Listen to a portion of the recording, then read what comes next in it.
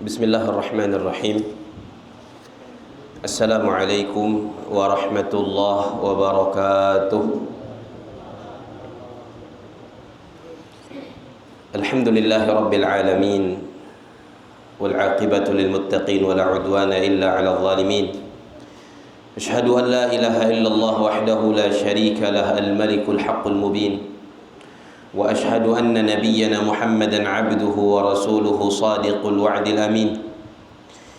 Allahumma salli wa sallim wa barik ala sayyidina Muhammadin khatamin nabiyyin wa imamil mursalin wa khalil rabbil alamin wa ala alihi at-tayyibin at-tahirin wa ashabihi al-ghurril mayamin wa man tabi'ahum bi ihsanin ila yaumiddin.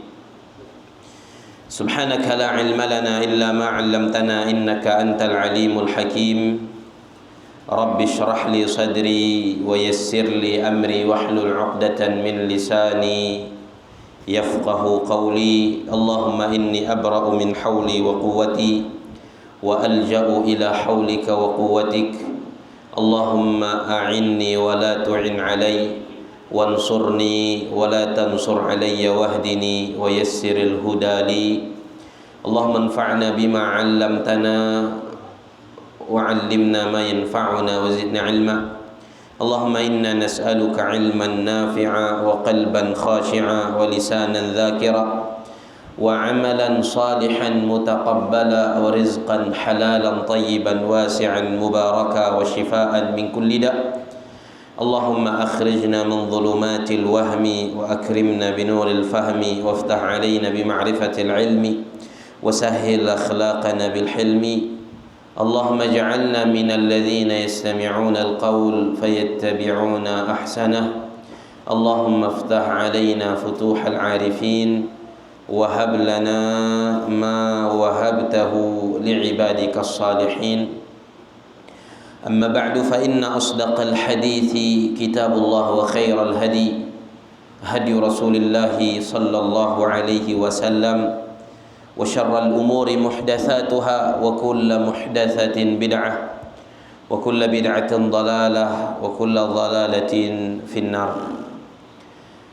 Alhamdulillah, puji dan syukur tak henti-hentinya kita panjatkan kepada Allah Jalla fi'ulah atas setiap nikmat yang Allah Subhanahu wa taala berikan, atas setiap karunia dan kebaikan, atas nikmat taufik yang Allah karuniakan kepada kita malam ini sehingga kaki-kaki kita dapat melangkah ke langgar ini untuk bersama-sama menjalankan kewajiban kita, yaitu salat maghrib berjamaah. Mudah-mudahan Allah Subhanahu wa ta'ala menjadikan langkah-langkah kita sebagai pahala yang berlipat ganda di sisinya, dan kelak di yaumil qiyamah dapat memperberat timbangan amal kita di atas mizan. Amin ya rabbal alamin. Mudah-mudahan langkah-langkah tersebut juga Allah jadikan sebagai penghapus dosa-dosa kita, Allah jadikan sebagai pengangkat derajat kita, dan mudah-mudahan Allah selalu memberi kita hidayah, taufik untuk selalu bisa istiqamah melakukan amal saleh dan ketaatan sampai Allah Jalla Jalaluhu mewafatkan kita dalam keadaan husnul khatimah. Amin ya rabbal alamin. Salawat salam mudah-mudahan selalu Allah curahkan, Allah limpahkan kepada baginda Nabi besar Muhammad sallallahu alaihi wasallam, kepada keluarga beliau, kepada para sahabat beliau, kepada orang-orang yang mengikuti mereka, dan orang-orang yang istiqamah menjalankan sunnah Rasulullah sallallahu alaihi wasallam sampai hari kiamat. Dan mudah-mudahan kita Allah masukkan ke dalam golongan mereka, dan mudah-mudahan juga kelak Allah Jalla Jalaluhu mengumpulkan kita bersama mereka di dalam surganya. Amin ya rabbal alamin. Jemaah salat maghrib yang mudah-mudahan dirahmati Allah Subhanahu wa ta'ala, melanjutkan kajian mingguan kita membaca kitab Riyadhus Shalihin min kalami Sayyidil Mursalin yang ditulis oleh Al-Imam Muhyiddin Abi Zakaria Yahya bin Sharaf bin Murri bin Hasan bin Husain An-Nawawi rahimahullahu ta'ala. yang di dalamnya terdapat hadis-hadis dari hadis-hadis baginda Nabi besar Muhammad sallallahu alaihi wasallam. Dan kita sampai pada hadis yang kedua pada bab yang ke-22, yaitu bab tentang nasihat. Hadis yang kedua yang juga sudah kita mulai pada minggu yang telah lalu. Jadi baca itaham awal hadisah, dan insyaallah pada kesempatan malam tun melanjutkan hadis yang kedua tersebut. Qala al-musannif rahimahullah wa nafa'ana bihi wa bi'ulumihi fid dharain amin. An Jarir bin Abdullah radhiyallahu anhu qala بايعت رسول الله صلى الله عليه وسلم على إقام الصلاة وإيتاء الزكاة والنصح لكل مسلم متفق عليه. Al-Imam An-Nawawi rahimahullah ta'ala mengatakan kikuan beliau dari Jarir bin Abdullah, salah seorang sahabat Rasulullah sallallahu alaihi wasallam, semoga Allah meridai beliau. Sayyidina Jarir itu berperuman ikhwan beliau, bay'atu Rasulullah sallallahu alaihi wasallam, aku membaiat Rasulullah sallallahu alaihi wasallam, atau aku berjanji dengan Rasulullah sallallahu alaihi wasallam. Untuk apa? Ala iqamis salah, untuk mendirikan dan menegakkan salat. Itu janji yang pertama. Dan ini bukan cuma dilakukan oleh Sayyidina Jarir bin Abdullah sendiri, tetapi dilakukan pula oleh sahabat-sahabat yang lainnya dari sahabat-sahabat Rasulullah sallallahu alaihi wasallam. Mereka berjanji di hadapan Rasulullah. Bahkan baiat itu bukan sekedar janji, tapi janji setia untuk tidak meninggalkan apa yang mereka ambil sebagai janji di hadapan Nabi Muhammad sallallahu alaihi wasallam tersebut, untuk tidak diselisihi janji itu dan untuk tidak diingkari janji itu. Dan yang paling pertama sekali disebutkan oleh Sayyidina Jarir bin Abdullah sihwang hadis itu, dan juga dilakukan oleh sahabat-sahabat yang lainnya kepada Nabi Muhammad SAW adalah berjanji setia, berbaiat untuk menegakkan solat, mendirikan solat, menjaga solat nang iwajiban oleh Allah Subhanahu wa taala. Dan janji ini dari para sahabat menunjukkan kepada kita dan menengah pemahaman akan nitah betapa sembahyang tun adalah kewajiban yang sangat betul-betul diperhatikan oleh para sahabat, sehingga elen sampai menduan janji untuk betul-betul menjaga, menegakkan dan mendiri dengan Rasulullah sallallahu alaihi wasallam. Dan kita mengambil pelajaran dari sini akan betapa pentingnya sholat ini. Dan kita pun juga mesti melakukan hal yang sama, bertekad sihuang ate untuk betul-betul memperhatikan sembahyang nang iwajiban oleh Allah. Mida kawa berbaiat si hadapan Nabi, berjanji setia si hadapan Rasulullah untuk menjaga, mendirikan sembahyang, maka itah berjanji antara itah dengan diri itah dan itah dengan Allah Subhanahu wa taala bahwa selama masih menahan seng, selama masih waras, tidak bakalan melihi sembahyang 5 waktu nang iwajiban oleh Allah Subhanahu wa taala. Dan itu memang merupakan janji nitah dengan Allah taala si alam rahim. Dan itah waktu itu hindai sadarin cuman Allah menceruman huang Al-Quran. Allah menceruman huang Al-Quran bahwa setiap kungan dari itah ketika itah masih janin si huang rahim ummah itah masing-masing, saat itu itah menduan janji dengan Allah bahwa akan beriman dengan Allah, memeluk agama Allah dan menjalankan semua yang Allah Subhanahu wa taala perintahkan, termasuk diantaranya menjaga sembahyang nang 5 kali jandau. Dan apabila kemudian setelah lahir marah uang dunia itu ada orang yang kemudian tidak beriman kepada Allah, berarti ia menyelisihi janji, ia mengingkari janji, berarti ia telah membatalkan perjanjian dengan Allah Ta'ala dan ia telah berkhianat kepada Allah Ta'ala. Kalau ada kemudian uluh beriman bi, kemudian berislam bi, tetapi tidak menjalankan kewajiban yang diwajibkan oleh Allah, termasuk diantaranya sembahyang 5 waktu, maka berarti ia telah mengingkari janji dengan Allah si alam rahim, dan ia telah khianat kepada Allah Ta'ala. Makanya ada firman Allah Jalla Jalaluhu sihuang surat Al-Anfal ayat 27. Allah Subhanahu wa Ta'ala berfirman kepada Allah, ya ayyuhalladzina amanu, wahai orang-orang yang beriman, la takhunullaha war rasul, janganlah kalian mengkhianati Allah dan Rasulnya. Bagaimana mengkhianati Allah dan Rasulnya? Dengan meninggalkan apa-apa yang Allah wajibkan dan mengerjakan apa-apa yang Allah haramkan dan larang. Orang yang kemudian dibebankan kewajiban kepadanya, kewajiban salat, kewajiban-kewajiban lainnya, kemudian ia tinggalkan, maka orang tersebut disebut sebagai orang yang telah mengkhianati Allah. Karena janji nitah, cuman mungkin nitah tidak sadar, entah tidak berakal lagi kan.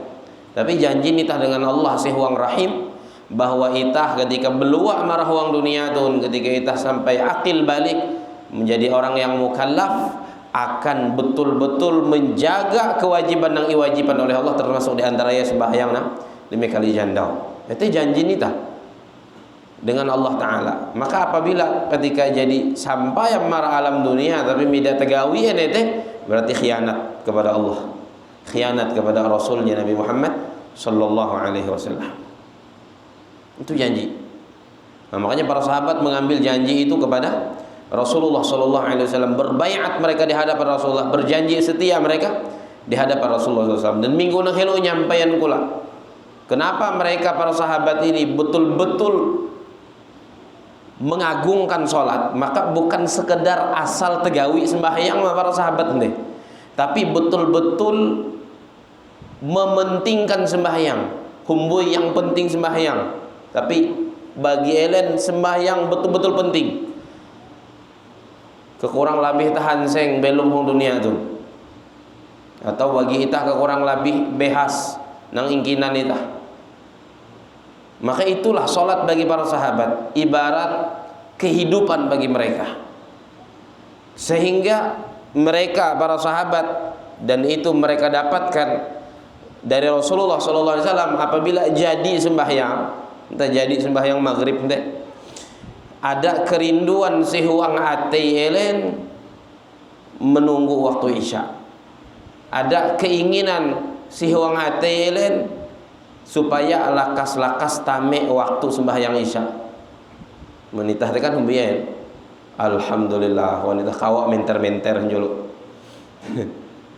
Kalau para sahabat, karena mereka dididik langsung oleh Nabi Muhammad SAW, selesai satu sholat merindukan sholat berikutnya.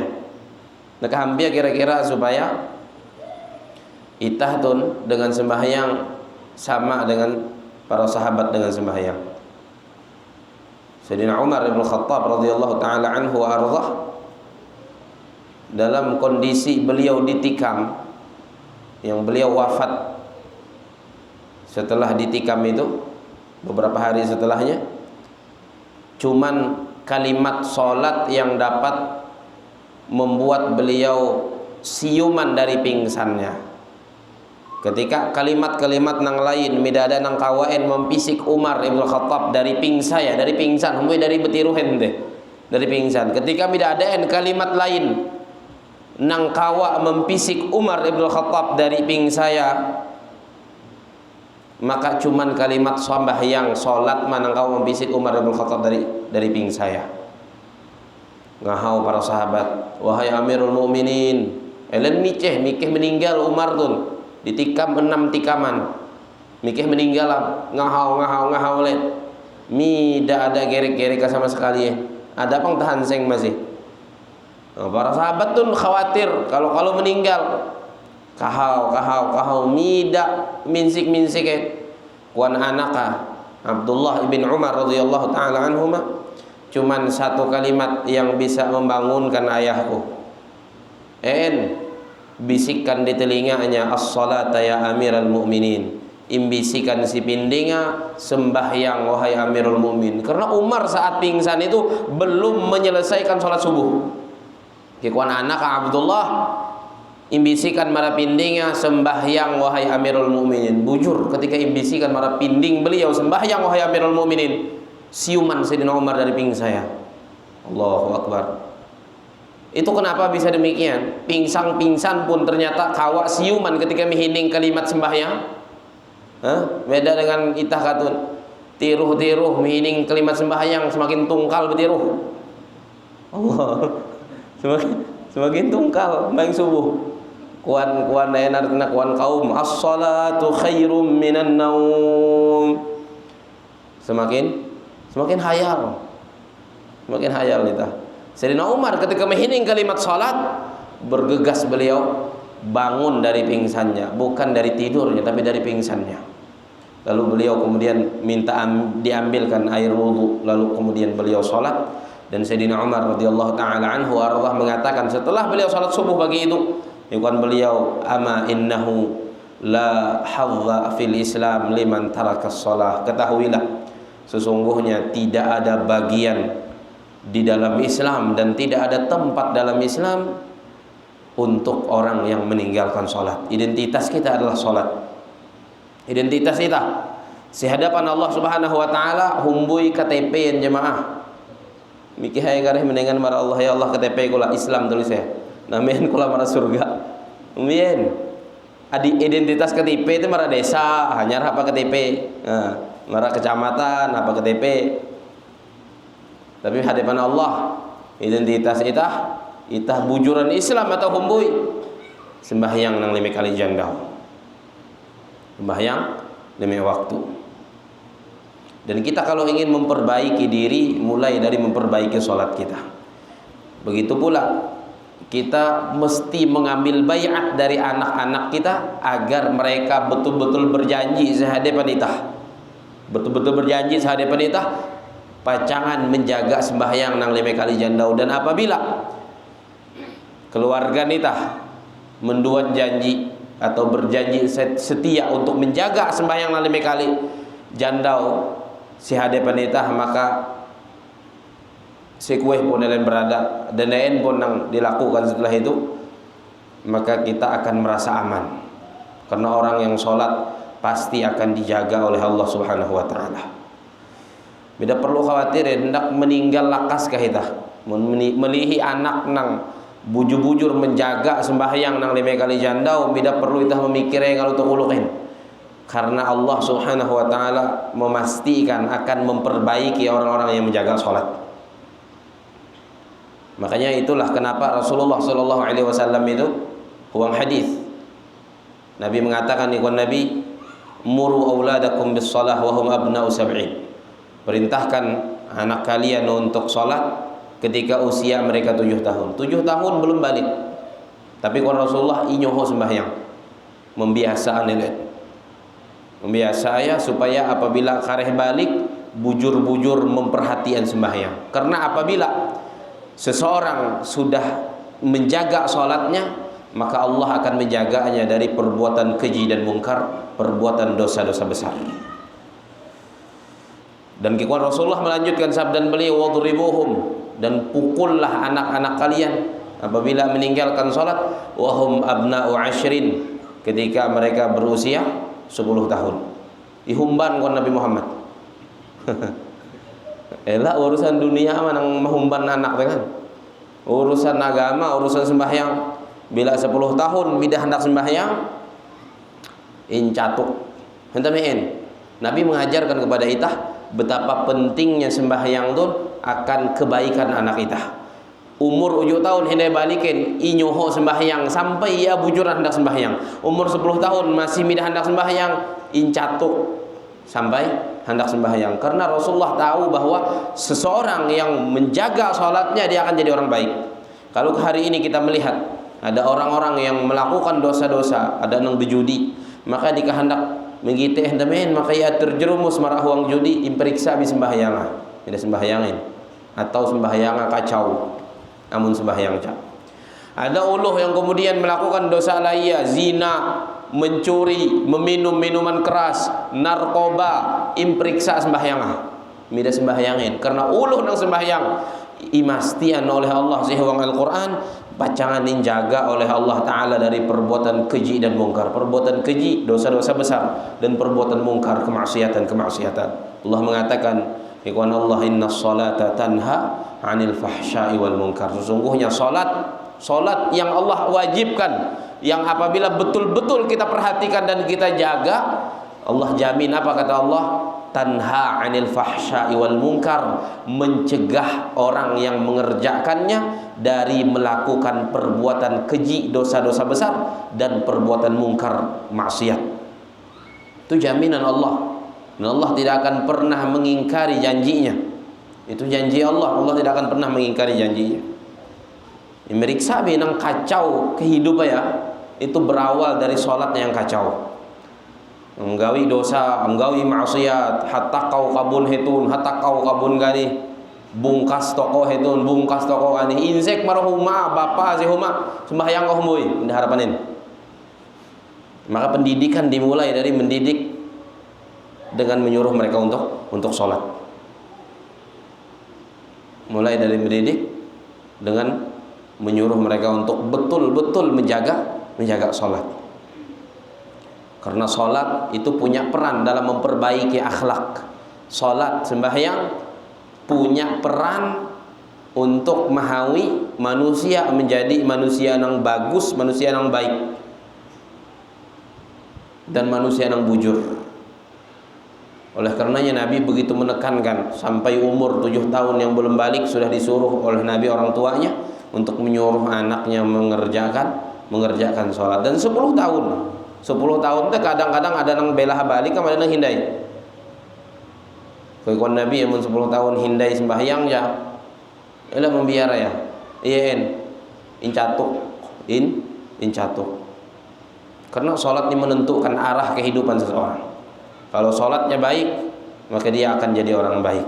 Kalau sholatnya buruk, maka dia akan jadi orang buruk. Akan jadi orang buruk. Maka periksa, abigonglan periksa nang gawi ya buruk, kehidupan ya kacau, pasti awalnya itu dimulai dari sholatnya yang buruk dan sholatnya yang kacau. Oleh karenanya banyak Allah Subhanahu wa taala dalam Al-Qur'an mengecam orang-orang yang meninggalkan sholat. Dan Nabi SAW dalam banyak hadis juga menjelaskan tentang betapa buruknya orang yang meninggalkan sholat. Ada satu hadis Rasulullah SAW dengan para sahabat kumpul-kumpul. Ketika itu para sahabat pun memanderan sembahyang, berkisah tentang sembahyang.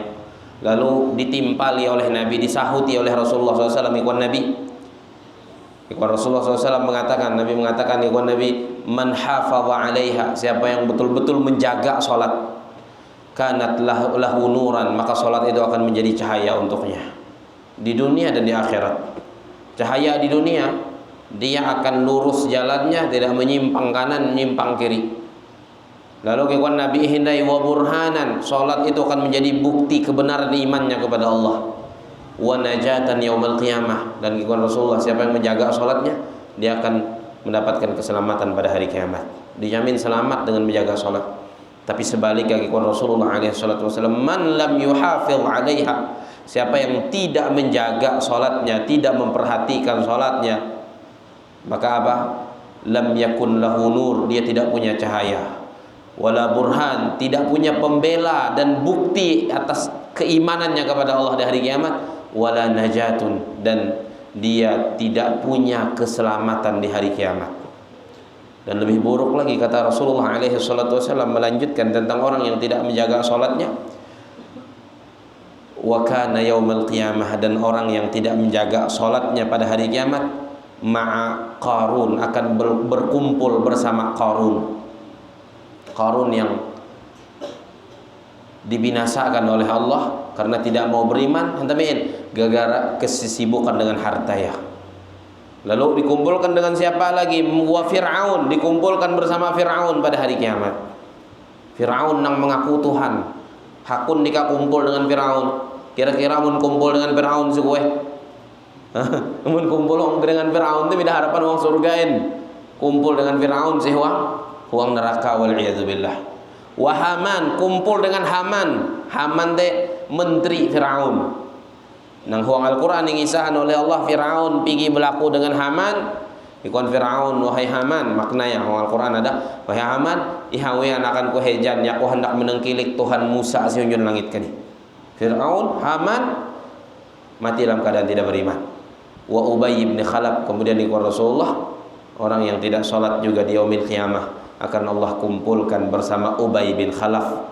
Itu gembongnya orang-orang Quraisy yang tidak mau beriman kepada Rasulullah Sallallahu Alaihi Wasallam. Kumpulnya bersama orang-orang seperti itu, orang yang tidak sholat. Kumpul bersama Fir'aun, kumpul bersama Haman, kumpul bersama Qarun, kumpul bersama Ubay bin Khalaf. Yang mereka semua ini adalah kepala dari orang-orang yang tidak beriman kepada Allah Ta'ala. Dan lebih buruk lagi, orang yang tidak mau sholat itu sebagian ulama mengatakan lebih parah dari iblis alaihi la'natullah. Iblis, ketahuan ni ke iblis? Kenal kamu dengan iblis? Pergi bersalaman tu. Iblis itu ketika Allah menciptakan Nabi Adam alaihi salatu wassalam, Allah menciptakan Nabi Adam, iblis ni masih uluh nang taat, patuh dengan Allah. Kekawalai pun para malaikat sebelum Allah ciptakan Nabi Adam. Ibadah top. Tapi ketika Allah ciptakan Nabi Adam dari tanah, lalu Allah perintahkan kepada para malaikat termasuk iblis untuk bersujud kepada Nabi Adam. Iblis menolak sujud kepada Nabi Adam. Entamin, gengsi iblis. Kuan iblis, Nabi Adam itu dari petak, kula dari apui. Oh, jadi itu alasan iblis belaya sujudan dengan Nabi Adam. Hantam kuan iblis turun nano, derajat teman harus sujud dengan orang yang diciptakan dari tanah itu. Beleh iblis. Maka iblis pun Allah laknat, dan sampai hari kiamat Allah laknat, dan akan Allah kekalkan iblis dalam neraka. Apa kesalahan iblis? Menolak sujud dengan Nabi Adam. Menolak sujud dengan Nabi Adam. Adapun kesalahan orang yang tidak mau sholat, dia menolak sujud kepada Tuhan Nabi Adam. Kira-kira parah nang gue. Kalau iblis dah menolak sujud, tidak hendak sujud dengan Nabi Adam, ilaknat oleh Allah Ta'ala seumuran. Apalagi kalau uluh nang menolak sujud dengan Allah Tuhannya Nabi Adam, dengan tidak sembahyang tersebut. Maka hati-hati. Urusan sembahyang tuh harus bertekang katat kita dengan keluarga. Harus bertekang katat. Makanya ada perintah khusus huang Al-Quran. Apa kata Allah Ta'ala? Wa'mur ahlaka bis-salah wastabir 'alaiha la nas'aluka rizqan nahnu narzuquka wal 'aqibatu lit-taqwa. Iwan Allah Subhanahu wa taala, dan perintahkan keluargamu untuk salat dan bersabarlah dalam memerintahkan untuk salat. Nyoho ya Allah secara khusus, nyoho iwan Allah keluargamu sembahyang. Berarti itah nyoho ya Allah memperhatikan sembahyang keluarga nita. Umbuin nang perhatian teh naretena kumaya mah insek jadi kumanam, anak jadi kumanam, anak jadi sekolahan, bisik anak sekolah. Urusan membisik anak sekolah, masya Allah. Tapi bisik anak sembahyang subuh, gagal si dunia itu kurang lebih, tapi pun gagal si akhirat gara-gara beda sembahyang subuh. Itu kepehe benar, kepehe. Terkadang ada orang tua yang seperti itu. Makanya ada seorang ibu datang kepada seorang ulama, seorang syekh. Dia katakan kepada syekh tersebut, wahai syekh, anak kula teh bahali bebenaran impisik sembahyang subuh. Lalu kuan syekh teh kira-kira kalau seandainya humanmu bersehat, nang igawi mo dengan anakmu, apakah ilihimu yang beseha huang humate atau impisik mo sampai minsik impisik kula antu meen mikeh nartana mikeh tebakar ya si huang huma nang beseha teh ete ikuan syekh hanya rapui dunia mah ikau mida mempisik anakmu sampai minsik sembahyang subuh ete mahawi anakmu terbakar siapa neraka. Mahawi anakmu terbakar siapa neraka. Maka harus betul-betul memperhatikan. Harus betul-betul memperhatikan. Pokok urusan sembahyang mida kawat tawar menawar dengan keluarga. Yang penting sembahyang. Urusan yang lain-lain teh kareh lo harian. Urusan tanai mah, urusan hapakuman. Makanya kalau pergi mengisahkan, ada satu kisah dikisahkan oleh seorang syekh. Ada itu orang miskin, anak arek, miskin harta tapi sugih anak. Nah itu ada namanya. Anak arek, kepala keluarga bapak itu tulak enggau nafkah, janda-janda. Ternyata pas buli-buli pun beda duan cak, beda duan nih. Nang kawa imbit buli marahuma mikahe kawa mintan akan hapa menengak kuman nang si huma ternyata mida duan ja anda wete buli marahuma maghrib inse kamar asawaya tun bagus sinumun tun pertanyaan nang paling pertama beluaen bukan beinsek apakah anak kita jadi kuman ambien anak kita teh jadi sembahyang maghrib ambay kekuan sawaya elena tepatiruh hantam kelawan. Jadi merengek-rengek menangis kelawan.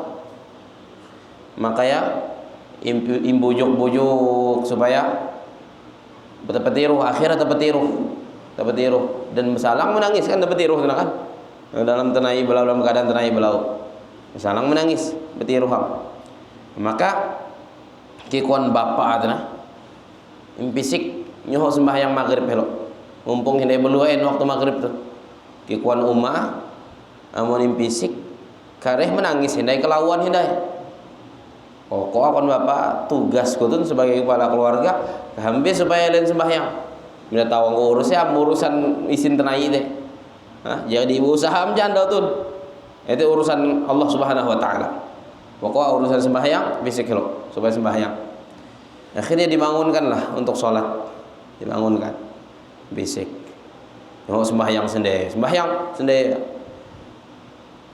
imbah sembahyang teh kerengekan hindai belau kan belau hindai kerengekan nak melaku kuman mida ada neng kawan nyuap dah mida nah sekali mida tahiyin adalah mengatuk huma tok buka huma ternyata bahata berbagai macam jenis makanan berbagai macam jenis makanan sambil mendorong meja ya marah hadapan mentunggang huma nang anak lagi kelawan sendiri ya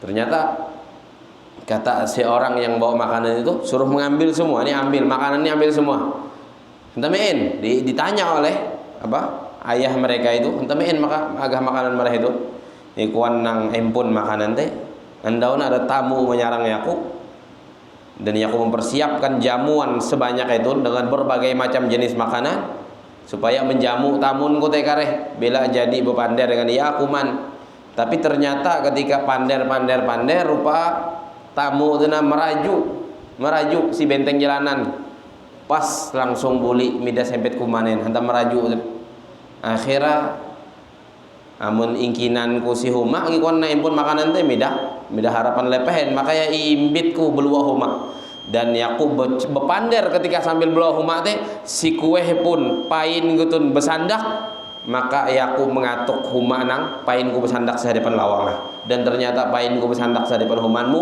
ngikon uluh impun makanan teh makanya ingatuk humanmu nah dan itu kebenaran firman Allah tadi yang kita bacakan tadi itu apa kata Allah wa amur ahlaka bis shalah perintahkan keluargamu untuk salat la nas'aluka rizqa aku tidak minta rezeki kepadamu kata Allah nahnu narzuquka tapi kami yang memberi rezeki kepadamu wal aqibatu littaqwa dan akibat baik bagi orang-orang yang bertakwa makanya kau amun jadi bujur am sembahyang anak buah Tidak usah terlalu berpikir bebenaran setelah itu Allah Subhanahu wa taala akan memberikan kebaikan dunia dan kebaikan akhirat untuk orang-orang yang menjaga salatnya. Tidak usah risau mikahai anak atau negara kelauan. Namun bujuram dika mendidik sembahyanga insyaallah tidak bakalan kelauan.